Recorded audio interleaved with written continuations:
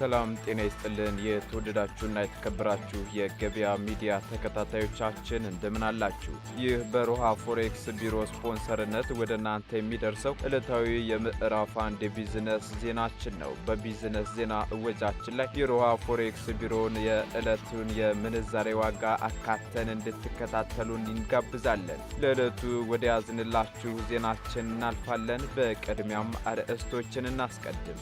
የኢትዮጵያ ብሔራዊ ባንክ በቅርቡ ወደ ሀገር የሚገቡ ዓለም አቀፍ ባንኮችን ጫና ለመቀነስ በሚል የሀገር ውስጥ ባንኮችን አቅምና የፋይናንስ እንቅስቃሴዎችን የሚገድብ አነጋጋሪ መመሪያ አውጥቷል። ይህ ብሔራዊ ባንክ ያወጣው አዲሱ መመሪያ ምን ጉዳዮችን አካቶ ይዟል? በዝርዝር መረጃችን የምናስቃኛችሁ ይሆናል። በምሽት የንግድ ቤቶችና የትራንስፖርት አገልግሎት መስጫን ለማራዘም የወጣ ደንብ ጸደቀም። የአዲስ አበባ ከተማ አስተዳደር በርካታ አጀንዳዎች ላይ ውሳኔ ያስተላለፈ ሲሆን እኛም የጸደቁና ውሳኔ የተሰጠባቸውን ደንቦች በዝርዝር መረጃችን አካተን ይዘንላችኋል። ከ939 ሚሊዮን ብር በላይ ግምታዊ ዋጋ ያላቸው የኮንትሮባንድ ዕቃዎች መያዛቸው ተነግሯል። ከየካቲት 21 ቀን እስከ የካቲት 27 ቀን 2017 ዓ.ም በተደረገው ቁጥጥርና ክትትል ወደ 1 ቢሊዮን የሚጠጋ ገንዘብ መያዙ ተገልጿል። በዝርዝር ከምንመለከታቸው መረጃዎች መካከል ይገኝበታል። በወንጀል ቅጣት አወሳሰን ላይ የተዘጋጀው ረቂቅ መመሪያ በሀገር አቀፍ ደረጃ ለተመሳሳይ ወንጀሎች ተቀራራቢ ውሳኔ ማሳለፍ የሚያስችል መሆኑን የፌዴራል ጠቅላይ ፍርድ ቤት አስታውቋል። ስለተዘጋጀው ረቂቅ መመሪያም የምናደርሳችሁ ይሆናል። በሚሊዮን ለሚቆጠሩ ስራ ፈጣሪዎች ያለማስያዣ የዲጂታል ብድር መስጠቱን የኦሮሚያ ህብረት ስራ ባንክ አስታወቀ። የሚሉትና ሌሎች የቢዝነስ መረጃዎቻችንን ወደ እናንተ እናደርሳለን። ትኩስና ታማኝ የቢዝነስ መረጃዎችን ለማግኘት ታዲያ የገበያ ሚዲያ መወዳጀታችሁን እንዳትረሱ። በዝርዝር ወደምንመለከተው መረጃ አለፍን።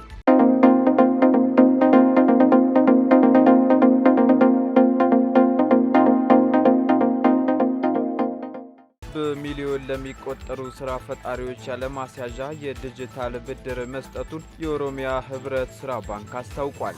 የኦሮሚያ ህብረት ስራ ባንክ ለህብረት ስራ ማህበራት ሲሰጥ የቆየውን ካለማስያዣ ነጻ ብድር በማስፋፋትና ምቹ ዲጂታል ብድርን ስራ ላይ በማዋል በሚሊዮን ለሚቆጠሩ ስራ ፈጣሪዎች ከ18.4 ቢሊዮን ብር በላይ ያለማስያዣ የዲጂታል ብድር መስጠቱን የባንኩ ዋና ስራ አስፈጻሚ አቶ ደርቤ አሰፋ አስታውቋል። ባንኩ የ20ኛ ዓመት የምስረታ በዓሉን አስመልክቶ ባካሄደው መርሃ ግብር ላይ በሞባይል ዋሌት አገልግሎቱ ኮፔ ኢብር 2.6 ትሪሊዮን የሚገመት ግብይት ማከናወን መቻሉን ገልጿል። የኦሮሚያ ህብረት ስራ ባንክ 20ኛ ዓመት የምስረታ በዓሉን ፕሮጀክት 20 ለ20ኛ በሚል መሪ ቃል አክብሮ ውሏል። ባንኩ በአገልግሎት ተደራሽነቱ ሀገሪቱን ከጫፍ እስከ ጫፍ በማዳረስ መሰረተ ልማት ላልደረሰባቸው አካባቢዎች ሁሉ አማራጭ ይዞ ስለመምጣቱም ተነግሯል።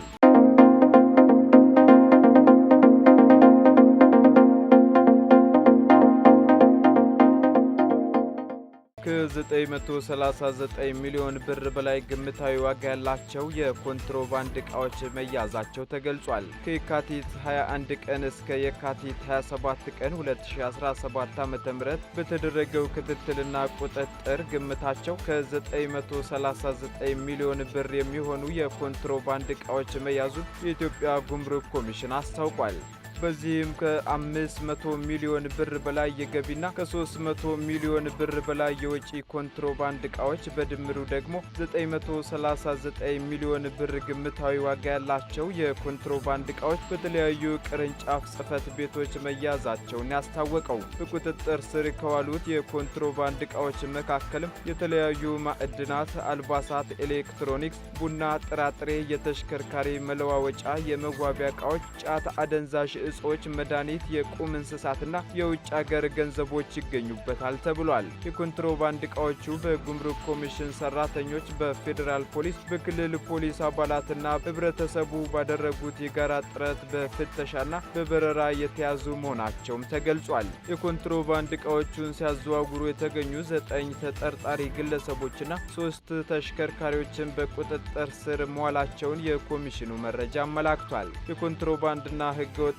የንግድ ስልቱ ተለዋዋጭ በመሆኑ ድርጊቱን ለመግታትና በሀገር ኢኮኖሚ ላይ የሚደርሰውን ተጽዕኖ ለመከላከል ሁሉም ባለድርሻ አካላትና ህብረተሰቡ የበኩላቸውን እንዲወጡ ኮሚሽኑ ጥሪ አቅርቧል።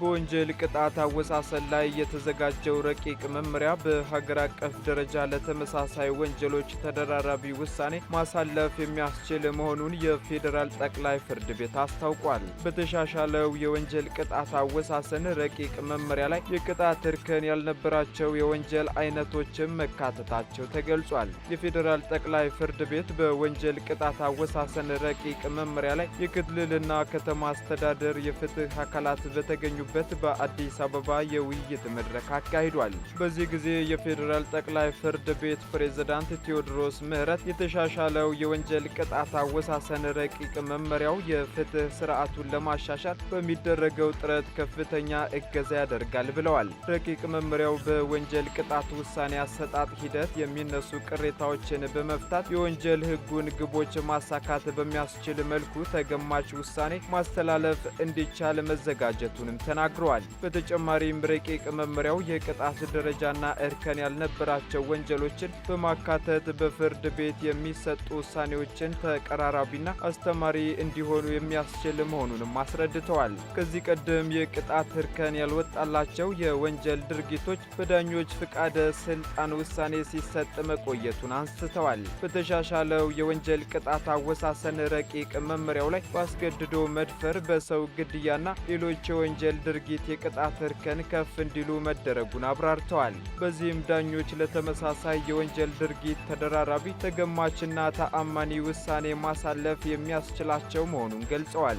የፌዴራል ከፍተኛ ፍርድ ቤት ምክትል ፕሬዝዳንትና የቅጣት አወሳሰን መመሪያ ዝግጅት ኮሚቴ ሰብሳቢ ተክሊት ይመስል በረቂቅ መመሪያው የቅጣት ደረጃ ያልነበራቸው ወንጀሎች የእርከን ደረጃ ወጥቶላቸዋል ብለዋል። ረቂቅ መመሪያውም ለተመሳሳይ የወንጀል ድርጊቶች ተደራራቢና ተገማች ውሳኔ በማሳለፍ የሚገጥሙ ክፍተቶችን መሙላት በሚያስችል መልኩ መዘጋጀቱን አስታውቀዋል። የአደገኛ መርዛማ መድኃኒቶች፣ የአደንዛዥ ዕፅና የጦር መሳሪያ ዝውውሮች፣ በቴሌኮምና ኤሌክትሮኒክ መሰረተ ልማቶች ላይ የሚፈጸሙ ወንጀሎችም የቅጣት እርከን እንደወጣላቸው ገልጸዋል። በተጨማሪም ሰውን በሕገ ወጥ መንገድ ድንበር ማሻገር፣ የታክስ ማጭበርበር ወንጀሎች ላይ የቅጣት እርከን መውጣቱ ፍርድ ቤቶች አስተማሪና ወጥ የቅጣት ውሳኔ እንዲያስተላልፉ ያስችላልን ብለዋል።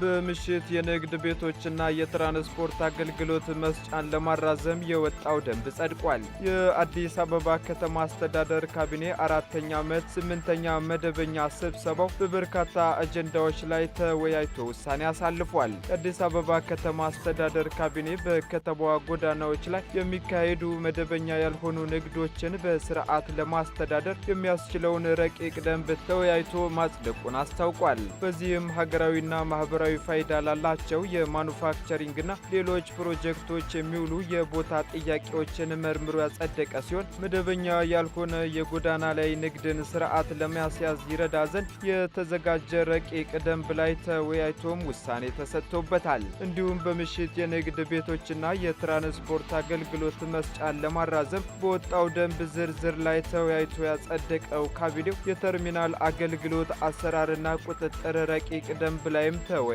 አጽድቋል። የአዲስ አበባ አመራር አካዳሚ አደረጃጀትና አሰራርን ለመወሰን የተዘጋጀ ረቂቅ ደንብም የከተማ አስተዳደሩ ካቢኔ ተወያይቶ ካጸደቃቸው ደንቦች መካከል ይገኝበታል። በተጨማሪም የመብራት አገልግሎት አስተዳደር ባለስልጣን ማቋቋሚያ ደንብ ቁጥር 166/2016 ለማሻሻል የወጣ ረቂቅ ደንብ ላይ ተወያይቶ ያጸደቀ ሲሆን እንዲሁም የገርቢ የመጠጥ ውሃ ግድብ ፕሮጀክትን ለመተግበር የቀረበ የውሳኔ ሐሳብ ላይ ተወያይቶ በሙሉ ድምጽ ውሳኔ አሳልፏል።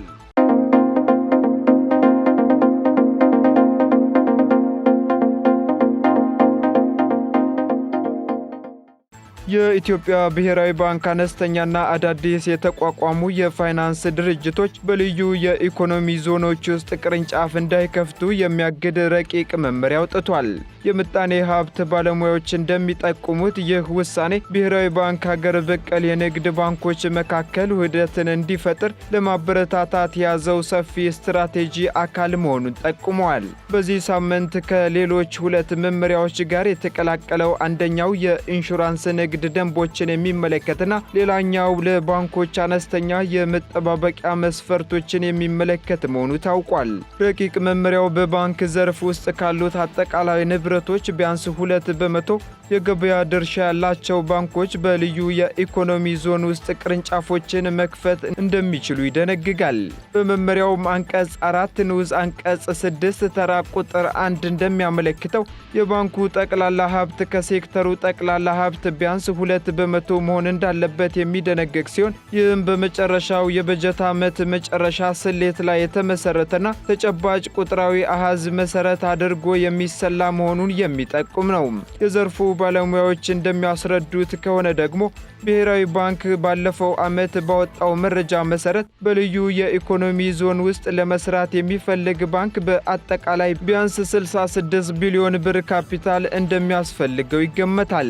እንደ አውሮፓውያኑ አቆጣጠር በ2023 እና 24 የሂሳብ ዓመት መገባደጃ ላይ የኢትዮጵያ የባንክ ዘርፍ አጠቃላይ ሀብት 3.3 ትሪሊዮን ብር ገደማ የነበረ ሲሆን ይህም ከባለፈው ዓመት ተመሳሳይ ወቅት ጋር ሲነጻጸር የ15.2 በመቶ እድገት አሳይቷል። ብድሮች፣ ቅናሾችና ቦንዶች የዚህ እድገት ዋና አሳላጭ ምክንያቶች ሲሆኑ ከጠቅላላ ንብረቶች ውስጥ 66.9 በመቶንም እንደሚይዙ የባንኩ መረጃ ያመለክታል። ነገር ግን እንደ ኢትዮጵያ ንግድ ባንክና የኢትዮጵያ ልማት ባንክ ካሉ የመንግስት ተቋማትና በጣም ጥቂት ከሆኑ የንግድ ባንኮች በስተቀር አብዛኞቹ የሀገሪቱ የግል ንግድ ባንኮች ብሔራዊ ባንክ በልዩ የኢኮኖሚ ዞን ለመሳተፍ ያስቀመጠውን የ2% ደረጃ ቅድመ ሁኔታ የማያሟሉ መሆናቸውን ባለሙያዎች ጠቁመዋል። የኢትዮጵያ ግዙፉ ባንክ የኢትዮጵያ ንግድ ባንክ ከሴክተሩ አጠቃላይ ሀብት 43.5 በመቶ የሚይዝ ሲሆን ንብረቱ እንደ አውሮፓውያኑ አቆጣጠር 2024 1.35 ትሪሊየን ብር መድረሱን ዓመታዊ ሪፖርቱና የብሔራዊ ባንክ የፋይናንስ መረጋጋት ሪፖርት ያሳያል። መመሪያውን የተቹ የዘርፉ ባለሙያዎች እንደሚያምኑት ደግሞ ብሔራዊ ባንክ ያወጣው አዲሱ መመሪያ ለትላልቅ ባንኮች የሚያደላና ትናንሽ ባንኮች በትላልቅ ባንኮች እንዲዋጡ ባንኩ ዘርፉን ለማጠናከር እያደረገ ያለው ጥረት አካል ነው ሲሉ ተከራክረዋል። ብሔራዊ ባንክ በቅርቡ ባጸደቀው የባንክ ሥራ አዋጅ መሠረት የግዴታ ውህደቶችን የሚያስፈጽም ስልጣን የተሰጠው ሲሆን ይህም ደግሞ መንግሥት የፋይናንስ ዘርፉን ለውጭ ተዋናዮች ከመክፈቱ በፊት የሀገር ውስጥ ባንኮችን ለማጠናከር ካቀደው እቅድ ጋር የሚጣጣም ነው ተብሏል። በአሁኑ ወቅት የኢትዮጵያ 32 ባንኮች ያሉ ሲሆንም መንግስት ጠንካራና ተወዳዳሪ የፋይናንስ ተቋማትን ለመፍጠር ውህደትና ገዢ አስፈላጊ መሆኑን አጽንዖት ሰጥቶ በዘረጋው አሰራር መሰረት ተግባራዊ የሚሆን እንደሆነም ተገልጿል። የብሔራዊ ባንክ የፋይናንሻል መረጋጋት ሪፖርት እንደሚያሳየው በሴክተሩ ውስጥ ያሉት 5 መካከለኛ መጠን ያላቸው ባንኮች ጥምር ሀብት 28.9 በመቶ ሲይዝ የ25ቱ አነስተኛ ባንኮች ጥምር ሀብት ከጠቅላላው የባንክ ሴክተሩ 23.5 በመቶ የሚሸፍን እንደሆነና ዓመታዊ የእድገት ጭማሪ መጠኑም የጠቅላላውን የባንክ ሴክተር 0.8 በመቶ የሚይዝ እንደሆነ የባንኩ መረጃ ያመለክታል። ይህ በእንዲህ እንዳለ ማዕከላዊ ባንክ ባለፉት 3 አስርት ዓመታት ውስጥ 8 ጊዜ ተሻሽሎ የተቀመጠ የመጠባበቂያ መስፈርቶችን የሚያሻሽል ረቂቅ መመሪያ አውጥቷል። በተጨማሪም ለኢንሹራንስ ኢንዱስትሪው አዲስ የኮርፖሬት አስተዳደር መመሪያ ቀርቦ 1/3 የቦርድ አባላት ራሳቸውን ችለው እንዲኖሩ የሚጠይቅ እንደሆነ ተገልጿል። በተመሳሳይ ይህንኑ የሚመስል መመሪያው ባለፈው ዓመት ሰኔ ወር ላይ ለባንክ ሴክተር ቀርቦ እንደነበር መረጃዎች አመላክተዋል። እነዚህ የቁጥጥር ለውጦች ብሔራዊ ባንክ የኢትዮጵያን የፋይናንስ ዘርፍ ለማቀላጠፍና ለማጠናከር የሚያደርገውን ጥረት የሚያንጸባርቁ ቢሆኑም ትናንሽ ባንኮች አዳዲስ መስፈርቶችን በማሟላት ረገድ ትልቅ ፈተና ሊገጥማቸው እንደሚችል የዘርፉ ባለሙያዎች የሚሰጡት አስተያየት ነው ሲል የዘገበው ካፒታል ጋዜጣ ነው።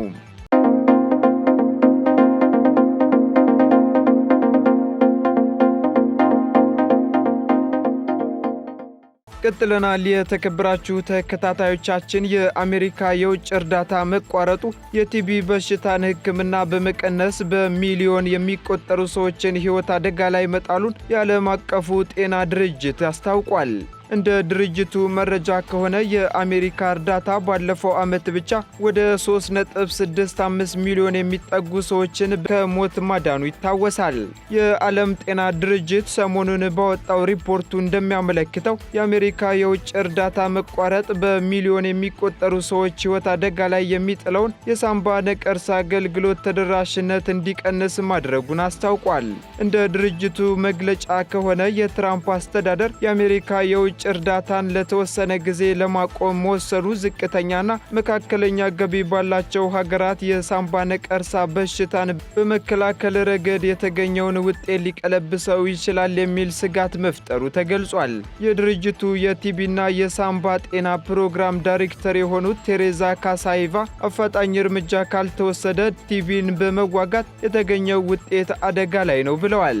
ሳምባ ነቀርሳን ወይም ቲቢን ለመከላከል ባለፉት 2 አስርት ዓመታት በተደረገው ምርመራና በተሰጡ የሕክምና አገልግሎቶች ከ79 ሚሊዮን በላይ ሕይወትን መታደግ መቻሉን ዓለም አቀፉ የጤና ድርጅት WHO ተናግሯል። ከአሜሪካው ተራድኦ ድርጅት በተገኘ ድጋፍ ባለፈው ዓመት ብቻ በተሰሩ ቲቢን የመከላከል ሥራዎች 3.65 ሚሊዮን የሚሆኑ ሰዎች ከሞት መታደግ መቻሉን ዓለም አቀፉ የጤና ድርጅት አመላክቷል። የአሁኑ ድንገተኛ የገንዘብ ቅነሳ የተገኘውን ትልቅ ውጤት እንዳይቀለብሰው ስጋት የሚፈጥር መሆኑን ያመላከተው ድርጅቱ በተለይ በሚሊዮን የሚቆጠሩ ለበሽታው ተጋላጭ የሆኑ ሰዎችን ሕይወት አደጋ ላይ ሊጥል እንደሚችል አስጠንቅቋል። USAID የትራምፕ አስተዳደር ኢላማ ከሆኑት የረድኤት ድርጅቶች አንዱ ሲሆን ይህም የፌዴራል መንግስትን ወጪ ለመቀነስና የትራምፕን መንግስት ውጤታማነት ለመጨመር በሚል በቢሊዮነሩ ኤለን መስክ የሚመራ ዘመቻ አካል እንደሆነ የዘገበው ዶቼ ቬሌ ነው።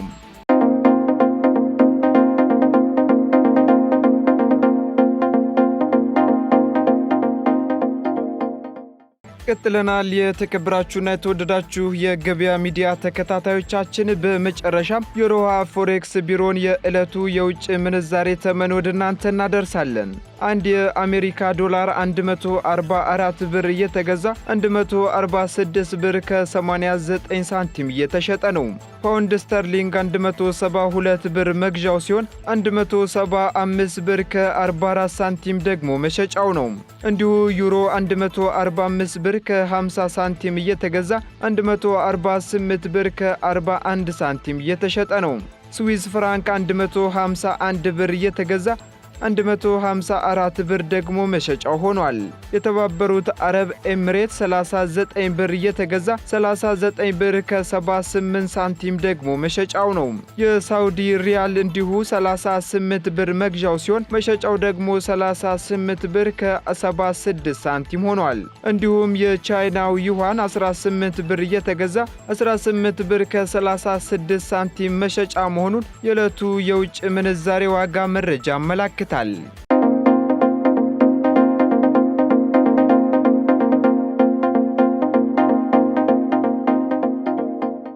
የተወደዳችሁና የተከበራችሁ የገበያ ሚዲያ ተከታታዮቻችን ለምዕራፍ 1 ያዝንላችሁ የቢዝነስ መረጃችን እነዚህን ይመስሉ ነበር። አዳዲስና የቢዝነስ መረጃዎችን ለማግኘት ታዲያ የገበያ ሚዲያን እንድትወዳጁ የሁልጊዜ ግብዣችን ነው። ሰናይ ጊዜን ተመኘን።